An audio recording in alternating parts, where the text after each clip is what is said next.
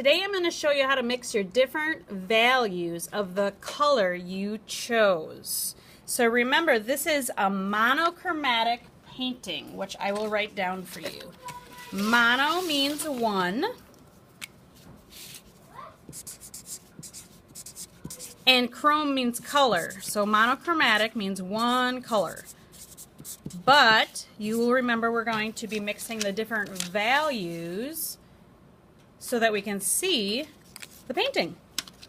So today, when you're done outlining your big picture with the black Sharpie, you're going to choose what color you would like to mix. You get one color, and you'll get black, white, and gray. And you'll pick whatever color you want. It's not going to match what your creature really is in the real world. It's just whatever color is your favorite color, and it's not your friend's favorite color unless it just happens to be. But if we notice a lot of friends are just choosing the same color to be able to sit by each other, that might make us a little suspicious. So I chose blue today, and I'm going to start by mixing some tints of blue. Okay, so I'm going to use the white. So the first thing I can do, there's a couple different ways you can do this, is remember blue is going to be a lot stronger than the white. So when we're mixing with white, we usually need a lot more than you think you need. So I will put a little bit of white in here, and then I can pour just a drop of the blue, and we will mix it up, and I'll have a tint of blue. Okay, so I will be sharing this with the other kids that choose blue. So if somebody else is making a really light blue like that, you don't have to. You can just use what they're using. So there's an example of a light one.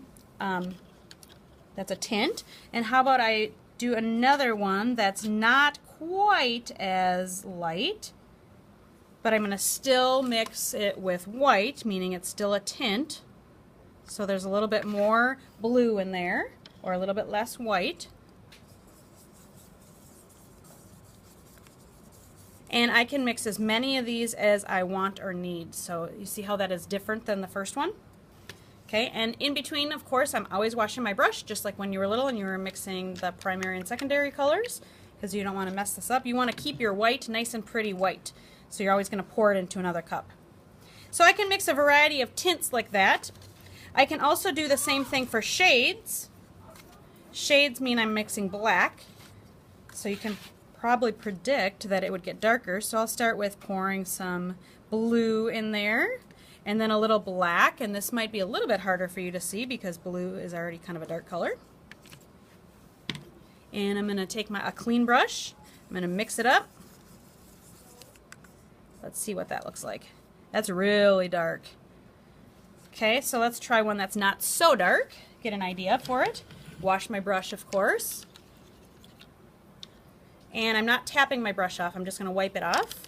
You can give your paper towels if you need to. If you tap it, you'll splatter all over your neighbor's painting. Okay, so then I'm going to pour, I'm just going to try another shade with not so much black so we can see what that looks like too. I'm going to just put a little drop of it in there. I could also do this by dipping my paintbrush in here, but since this pours easily, I'll do it this way. Alright, so here's another shade, and you can't see it very well, but it looks like navy blue to me. You'll see it at your table if you happen to choose that color. Let's try a tone. So that means I'm going to be mixing gray. So in here, there's been white and black poured together. It hasn't been mixed up yet. So when you get it, you can mix it. See what's going on there. And I will also start with a new container. Pour a little bit of the gray in there. And then I'll pour some of the blue in there. Let's see what happens for a tone. And I can mix a lot of different tones as well. I can have some be with a little bit of gray and some be with a lot of gray. So you'll have a whole variety between you and the other people that choose these colors. That is a subtle hint of blue in there. And just so we can kind of compare just our regular true blue, I'll paint a little bit of that on there too. So you can see that. So after you've mixed some colors, or as you mix them, I really don't mind how you start it, you can start painting your final project. So you have all these different shades, tints, and tones that you're going to paint on your animal. Like I said, it's not going to look realistic. So I might choose this really light blue for the face.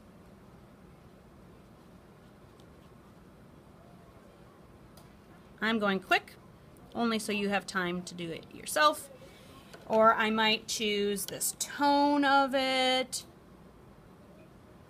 for the body. The more water I add, the more transparent it will be. If I want it to be thicker, I can. If I get to an area that it's just such a big area, maybe I want to use a bigger brush.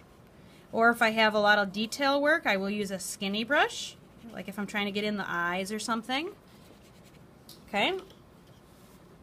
I know that leaves are not usually blue, but for this one I'm going to make them blue because this is a monochromatic painting. So I could paint all my leaves different tints, tones, and shades of blue. And I will fill my whole paper that way, including the background. And I'm also, it's just fine to use the white. If you want to use white in yours, you can use the straight gray. You can also use the plain black.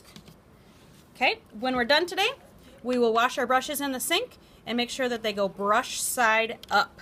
We'll put our paintings on the drying rack.